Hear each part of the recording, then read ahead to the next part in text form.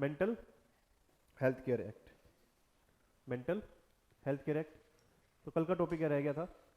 तो national human rights commission ने जो है मेंटल हेल्थ केयर इंस्टीट्यूशंस जो मेंटल हेल्थ केयर एक्ट के अंदर स्टैब्लिश किए गए हैं, उनकी डेप्लोरेबल कंडीशन पे जो है चिंता व्यक्त की है। ठीक है, तो इसी के बारे में पढ़ते हैं।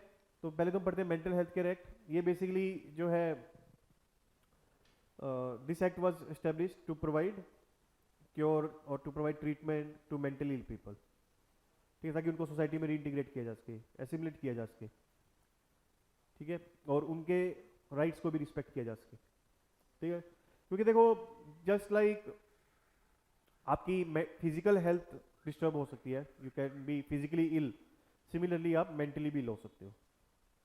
ठीक है, आपकी ट्विन रिस्पॉन्सिबिलिटी है टुवर्ड्स योर बॉडी कि आप अपनी फिजिकल बॉडी को भी अच्छा रखो, हेल्दी रखो, तंदुरुस्त रखो, और अपनी माइंड को भी जो है तंदुरुस्त रखो। So you have to do both physical exercises and mental exercises to keep yourself healthy and fit. समझे? क्योंकि अगर आपकी मेंटल हेल्थ अच्छी नहीं है तो फिजिकल हेल्थ अच्छी नहीं रहेगी। अगर आपकी फिजिकल हेल्थ अच्छी नहीं है तो मेंटल हेल्थ अच्छी नहीं रहेगी। तो दे आर लाइक ट्विंस, जुड़वा है ये। जैसे वो मूवी है ना जुड़वा, उसमें एक को दर्द होता है दूसरे को भी होता है। तो सिमिलरली अगर आपकी फिजिकल हेल्थ अच्छी नहीं है तो मेंटल हेल्थ बिगड़ जाएगी, अगर मेंटल हेल्थ अच्छी नहीं है तो फिजिकल हेल्थ भी बिगड़ जाएगी। ठीक है, क्योंकि आपने देखा होगा कि आपकी मेंटल हेल्थ जो है अपने आप अच्छी रहने लग जाएगी अगर आप जो है अच्छी स्लीप लेते हो, टाइमली स्लीप लेते हो। मतलब डेली जो है एक ही टाइम सोते हो, कि रोज 10 बजे सो जाते हो या 11 बजे सो जाते हो या 12 बजे सो जाते हो, फिक्स है वो टाइम। ठीक है, और अच्छी स्लीप लेते हो लाइक 7-8 घंटे की। ठीक है, डाइट अच्छी लेते हो, सात्विक भोजन करते हो, मतलब सिंपल फूड खाते हो, low in fat, low in spices and so on. ठीक है, आप जो है फिजिकल एक्सरसाइजेज करते हो तो आपकी मेंटल हेल्थ भी अच्छी रहेगी। आपका डायरेक्टली जो है मूड्स अच्छे रहने लग जाएंगे, मूड स्विंग्स नहीं होंगे। ठीक है, एंग्जाइटी लेवल आपका कम होने लग जाएगा। ठीक है, और आप जॉली फील करोगे अपने आप को। ठीक है, हैप्पीनेस आपको फील होगी।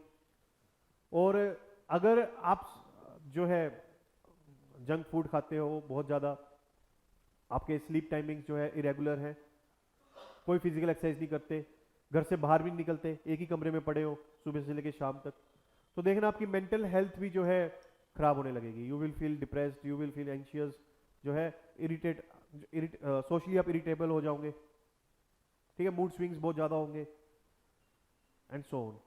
पेसिमिस्टिक हो जाओगे लाइफ में, कि सब कुछ लगेगा कि गलत ही होगा तुम्हारी ज़िंदगी में।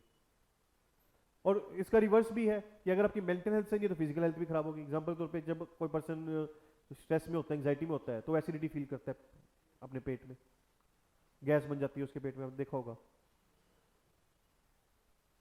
समझे? पेट दर्द होने लग जाते हैं लोगों के, सर दर्द होने लग जाते हैं। ठीक है, एंड ऑर्गन इवन डैमेज भी हो सकते हैं, because many hormones are being produced in your body if your mind is properly functioning. अगर माइंड प्रॉपरली फंक्शन नहीं करेगा तो बहुत सारे हार्मोन्स प्रोड्यूस ही नहीं होंगे। प्रोड्यूस नहीं होंगे तो योर बॉडी ऑर्गन्स और body tissues will not function properly. वो फंक्शन प्रॉपरली करने के, वो फंक्शन जो है प्रॉपर नहीं करेंगे तो you will feel various physical elements. Example के तौर पे आपने बहुत सारे लोगों का देखा होगा कि जब वो स्ट्रेस में होते हैं छींकी आने लग जाती है उनको, जो स्ट्रेस में होते हैं हकलाने लग जाते हैं, वो स्ट्रेस में होते हैं उनको जुकाम हो जाता है या खांसी हो जाती है। ठीक है, और वो स्ट्रेस में होते हैं तो पेट खराब होने लग जाता है, पेट में गड़बड़ फील होने लग जाती है, ये लूज मोशन हो जाते हैं। ठीक है, ये कॉन्स्टिपेशन भी हो जाता है उनको, एक्सेट्रा। डायबिटीज वो आधी से ज़्यादा स्ट्रेस की वजह से ही होती है। समझे? स्ट्रेस की वजह से कई बार टॉन्सिल्स भी आ जाते हैं आपके गले में। तो your physical fitness is also dependent on your mental fitness. तो ये दोनों जो है साथ साथ चलते हैं, तो इनको साइलोज में कभी भी मत देखना। क्लियर? उसके बाद जो है कि जुडिशियल ऑफिसर जो है और है मेंटल हेल्थ एस्टेब्लिशमेंट, वो मेंटली इल पर्सन को जो है मेंटल हेल्थ इंस्टीट्यूशंस में एडमिट करने का ऑर्डर दे सकते हैं। ठीक है, और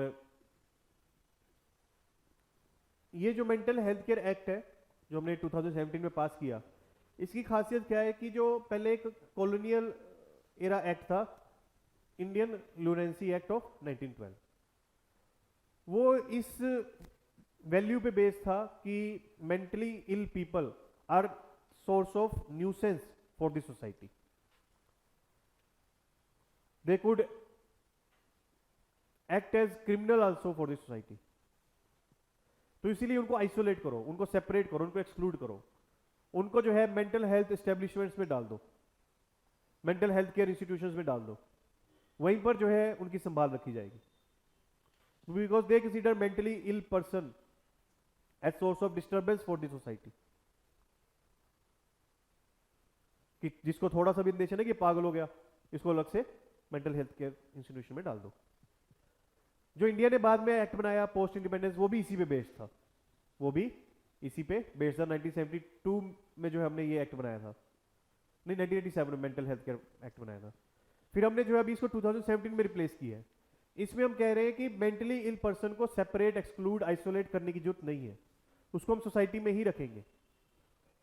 हम as a member of community, हम सबकी रिस्पॉन्सिबिलिटी है as a member of community कि उस मेंटली इल पर्सन को जो है उसकी संभाल करें, उसकी टेक केयर करें,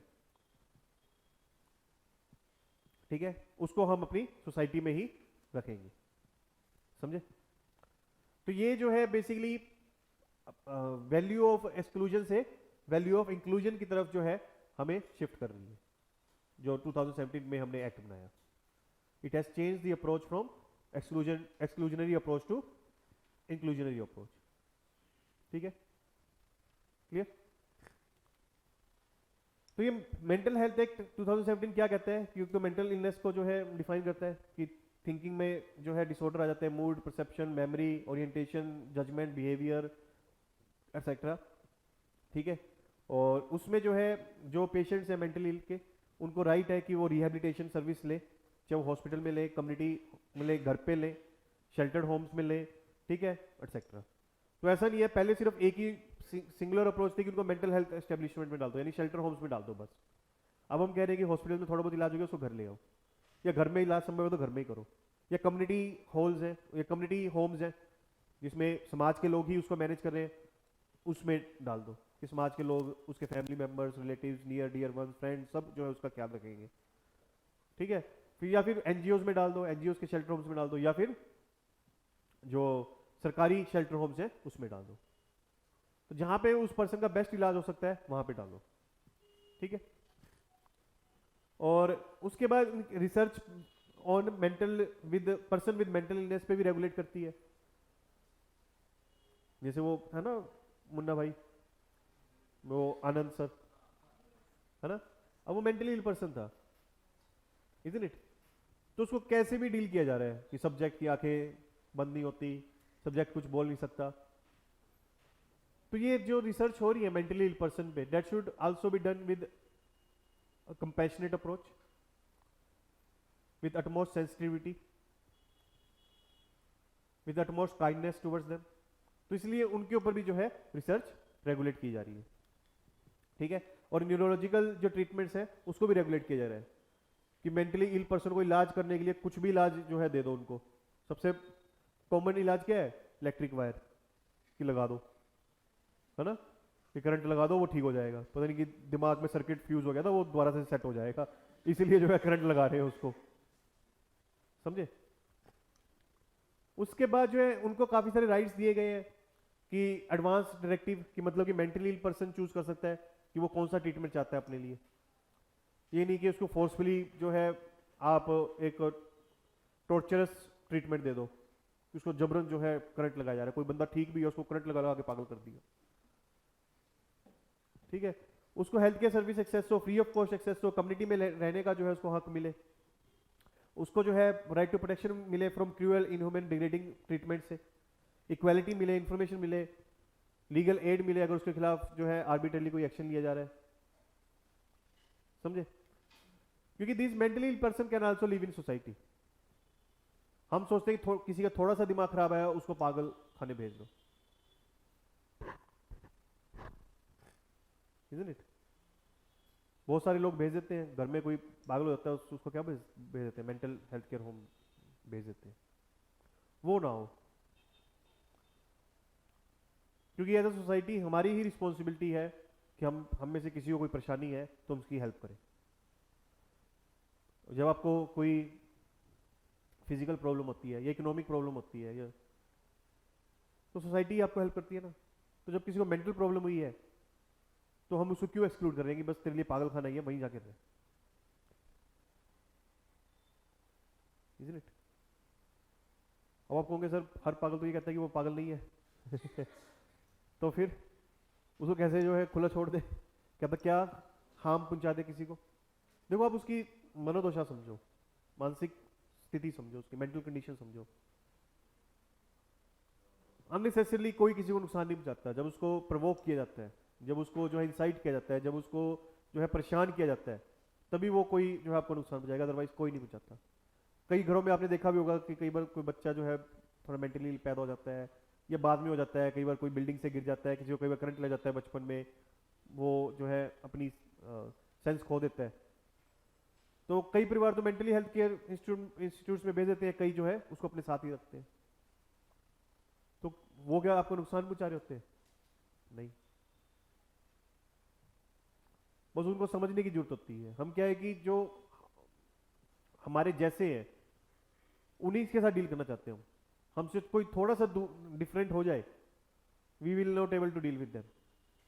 आप आपस में ही देख लो, जिससे आपकी राशि भिड़ती है ना, जिससे आपकी राशि मिलती है, जिससे आपके विचार मिलते हैं, सोच मिलती है, आप उसी के साथ बैठते हो। जिसके साथ थोड़े से भी डिफरेंट हो जाते हैं आप कहते हो पागल है यार छोड़ इजंट इट? और वो जो मेंटली पर्सन है वो तो थोड़ा सा ज्यादा डिफरेंट है आपसे, तो you do not want to take a different approach to deal with that person. बस यही कमी है, समझे? करते हो ना यही सब ये पागल है, बेवकूफ है इसके साथ क्या बैठना, इसके साथ क्या बोलना, इसके साथ क्या रहना। कई तो ऐसे होते हैं कि दूर से ही दिख रहे होते हैं और आप पहले से ही रास्ता नाप लेते हो कि ये ना मिल जाए कई होते हैं वैसे आपको वो मेंटली फिट दिखेंगे समाज में, बट मेंटली होते हैं जिनका ना रोने की आदत होती है, हमेशा रोते रहेंगे। जीवन में बस उन्हीं की जीवन में परेशानियां हैं, उन्हीं के जीवन में जो है फेलियर्स है, उन्हीं के जीवन में डिप्रेशन है, उन्हीं के जीवन में कुछ अच्छा नहीं हो रहा, ठीक है तो तो आप बोलोगे कि यार मेरा कल एक्सीडेंट हो गया था, यार मेरे को भी यहाँ चोट लग गई थी ठीक है, आपको मिलेंगे ऐसे जो रोते रहेंगे, है ना, कि आपका मान लीजिए डिवोर्स हो गया, ठीक है, वो बोल रहा है यार मेरा भी ब्रेकअप हो गया, कब हुआ था? 2 साल पहले हुआ था, अभी तक रो रहा है, अभी तक रो रहा है। उसको आपने बोला कि यार खुश रहा कर तू, चलता रहता है ब्रेकअप, ठीक है, तो ब्रेकअप चलता रहता है, खाया पिया कर, अच्छा कुछ पहना कर, ठीक है, थोड़ा जाया कर, मूवी मावी देखा कर, तुमको खुशी मिलेगी। फिर भी रोएगा, फिर भी रोएगा कि कोई खुशी तो मिल जाएगी लेकिन कोई खुश तो नहीं रह पाएगा उनको रोना होता है अपनी जिंदगी में, समझे?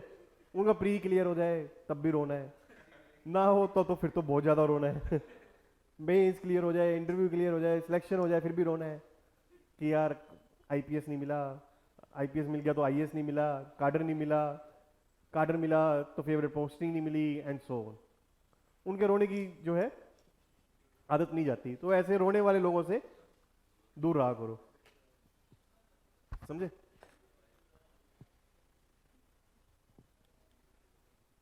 उसके बाद जो है अटेम्प्ट टू सुसाइड को डीक्रिमिनलाइज किया गया।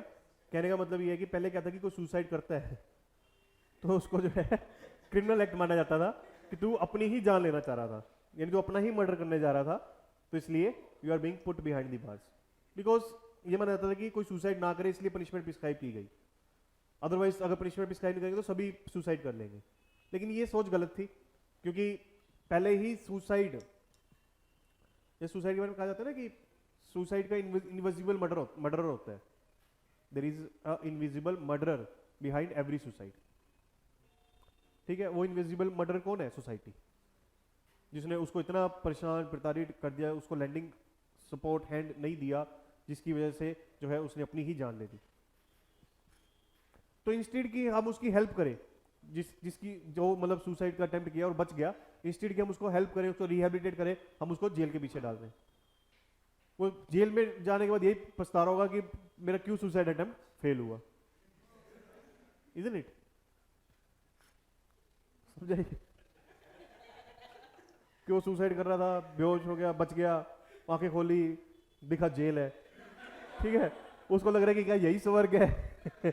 स्वर्ग ऐसा तो नहीं सुना था जहां पे बेड़ियां लगी हुई हैं। ठीक है, जहां पे परियों की जगह परे आ रहे हैं और लगा रहे हैं, डर रहे हैं, है ना। और इलेक्ट्रो कन्विल्सिव थेरेपी नहीं दे सकते, साइको सर्जरी नहीं कर सकते उनकी, कि उनका दिमाग को सेट करने के लिए जो है उसका दिमाग खोल दिया और उसके न्यूरो कनेक्शन सेट कर रहे हो, ठीक है, और फिर खोल तो लिया, बंद करना आ नहीं रहा, ठीक है, ठीक करने की जगह और ज्यादा डैमेज कर दिया उसको। तो ये सब नहीं कर सकते, ठीक है। उसको इलेक्ट्रिक करंट लगा रहे हो, पहले कमर पे लगाया, ठीक नहीं हुआ, फिर सोचा कि छाती पे लगा देते हैं, ठीक है, फिर नहीं ठीक हुआ, फिर उसके सर पे लगा दिया, ठीक है, फिर उसके अंदर ही डाल दिया कि जहां पे कोई सा सर्किट फ्यूज होगा अपने आप सेट हो जाएगा। ऐसा कुछ नहीं कर सकते, ठीक है। चैलेंजेस क्या है कि जो ये मेंटल हेल्थ रिव्यू बोर्ड्स हैं, कई स्टेट्स ने कंस्टिट्यूट ही नहीं किए, ठीक है। उसके बाद जो है बजट नहीं दे रहे मेंटल हेल्थ केयर इंस्टीट्यूशंस को, स्टेट गवर्नमेंट्स पैसे नहीं एलोकेट कर रही। स्टिग्मा भी है कि इंस्टीट्यूट की हम उसको सपोर्ट करें, हम जो है उसको पागल पागल बोलकर जो है चिढ़ाते हैं, ठीक है। उसके बाद जेंडर डिस्क्रिमिनेशन भी है, जो वीमेन है उसकी तो मेंटल हेल्थ को ओवरलुक ही कर दिया जाता है। वो बताइए बोलती रहती है कि मेरा सर दर्द है, मुझे जो है कुछ अच्छा नहीं लग रहा, वो कहते हैं कि तेरा तो रोज ही होता रहता है, उसको इसलिए निगलेक्ट कर दिया जाता है, ओवरलुक कर दिया जाता है, ये कम भी फ्लेम खा ले ठीक हो जाएगा, ठीक है। फिर जब उसका दर्द अनबिरेबल हो जाता है तब क्या होता है वो अंदर की माता जगाती है, तब सारे ठीक हो जाते हैं। तब बड़े से बड़े डॉक्टर को भी दिखाएंगे, बाबा को भी दिखाएंगे, उससे डर के भी रहेंगे, सारी बात भी मान लेंगे। फिर भी मेरे को क्लियर हो जाता है कि ये चंडी से ही मानेंगे। चंडी का रूप जो है धारण करना पड़ेगा तभी इनको अकल आएगी, वरना नहीं मानने वाले ये। कम्युनिटी बेस्ड सर्विस नहीं है, सोसाइटी की हेल्प नहीं मिल रही आपको, समझे। तो वे फॉरवर्ड यह है, वे फॉरवर्ड क्या है कि हमें जो है मेंटल हेल्थ को भी सीरियसली लेने की जरूरत है। मेंटल हेल्थ प्रॉब्लम्स भी होती हैं, उसको भी सिंसियरली लेने की जरूरत है। तो अपनी मेंटल हेल्थ को अच्छा रखने के लिए आपको क्या करना है, ये तो हमने डिस्कस किया कि good diet, physical health and so on. How can you keep your mental health fit, और how can be positive throughout your life. Like बोल तो देते हैं लोग कि बी पॉजिटिव, पॉजिटिव रहो, पॉजिटिव फीलिंग्स रखो, पॉजिटिव थॉट्स रखो, etcetera. How are you going to keep positive thoughts in your mind for elongated period of time? चलो एक तो ये स्क्रीन टाइम दूर रखें, और है ना न्यूज़पेपर से दूर ट्विटर, फेसबुक, व्हाट्सएप, यूनिवर्सिटी से दूर रहो, क्योंकि पता नहीं क्या क्या ज्ञान फैलते रहते हैं, आपको लगेगा कि कुछ अच्छा हो ही नहीं रहा जिंदगी दुनिया में, है ना, कि राइट विंग लेफ्ट विंग सब लगे हुए हैं कि ये गलत हो गया, वो गलत हो गया, एक्सेट्रा। तो सब बैड न्यूज़ ही आपको सुनाई देती है, कुछ गुड न्यूज़ दिखती नहीं है। और क्या चीज़? मेटलिस्टिक अप्रोच कम करनी चाहिए, ठीक है। सोशल इंटरेक्शन रखनी चाहिए ना, फैमिली के साथ टाइम स्पेंड करना चाहिए। फैमिली से ही टेंशन आ जाती है कि बेटा कुछ हुआ, यही पूछेंगे। साल भर हो गया, आप कह रहे हो पापा पेपर तो देने दो, पेपर ही नहीं हुआ अभी तक। हाँ, अपने आप को बिजी रखना चाहिए, क्योंकि मैं आपको बताऊं कि बिजी रहना इस दुनिया की सबसे खूबसूरत चीज़ है, ठीक है। तो आप लकी हो कि अगर आप बिजी हो। देखो, अगर आप जो है पॉजिटिव रहना चाहते हो तो ये फैक्टर्स तो है ही। मैं आपको एक और बताऊंगा जो आपके लिए कि रामबाण इलाज है, to keep yourself away from worries, कि always have the attitude of gratitude, always have the attitude of gratitude. इसका मतलब ये क्या है कि जो भगवान ने आपको दिया, ठीक है, उसके लिए आपको थैंकफुल होना चाहिए। Whatever the God has given to you, you should be thankful for it. हर रात जब सो तो जो आपके पास है, यू आर ब्लेस्ड कि आपके पास पेरेंट्स है, कईयों के तो वो भी नहीं है, माँ नहीं है, किसी का बाप नहीं है, सिबलिंग्स है आपके पास, केयरिंग है, आपकी जॉइंट फैमिली भी है अभी मान लीजिए, कि आपके पास अपना घर है, ठीक है, काम धंधा ठीक चल रहा है आपके पेरेंट्स का, ठीक है, आप अच्छा खा पी रहे हो, एक छत के नीचे रह रहे हो, दिल्ली की प्रीमियर कोचिंग इंस्टीट्यूट में पढ़ रहे हो, अभी ग्रेजुएट भी होके आ गए हो, ठीक है, आईएएस का तक का एग्जाम दे रहे हो, तो बी ग्रेटफुल फॉर दैट। जितना आप तक अपने आपने पढ़ा, जितना आप तक आपने समझा, जितना आप तक आपने रिवाइज किया, टेस्ट प्रैक्टिस की, बी ग्रेटफुल फॉर दैट। ठीक है, ग्रेटफुल का मतलब होता है कि whatever is being given to you, you are thankful for it. कई लोग होते हैं कि यार हमारे पास क्या है, भगवान ने हमें कुछ दिया ही नहीं, ठीक है, ये 4 कमरे दे दिए, ठीक है, गाड़ी दे दी, एक बाइक दे दी, इससे क्या बनता है, ठीक है, गाड़ी भी दी, कौन सी दी, आल्टो दी, एक आदि BMW रेंज रोवर कुछ दे देता, ठीक है। तो इस तरीके से जो है people are not grateful for what they have, they are always complaining for what they do not have. ठीक है, तो हर रात जब सो तो हमेशा भगवान को थैंक्स को करो for what ever they have given. अब लोगों का क्या होता है कि एक्सीडेंट हो जाता है और बच जाते हैं, ठीक है, तो भगवान को थैंक नहीं करेंगे कि बच गए, वो कंप्लेंट करेंगे कि आज करा दिया था एक्सीडेंट, आज मार दिया होता, आज हो गया एक्सीडेंट, है ना। कोई चीज गिर जाएगी, ठीक है, मान लीजिए उसमें क्रैक आ गया, फिर कंप्लेंट हो जाएगा, देखो गिर गया, आज कैसा दिन चढ़ा था, उसकी शक्ल देख ली थी आज, ठीक है, इसलिए आज ये गिर गया। बाकी थैंकफुल होना चाहिए कि पूरा डैमेज नहीं हुआ, वो इट इज स्टिल रिपेयरेबल, है ना। तो इसीलिए हमेशा क्या रखो, एटीट्यूड ऑफ ग्रेटिट्यूड, कि जो हो रहा है उसके लिए थैंकफुल रहो। समझे? क्लियर?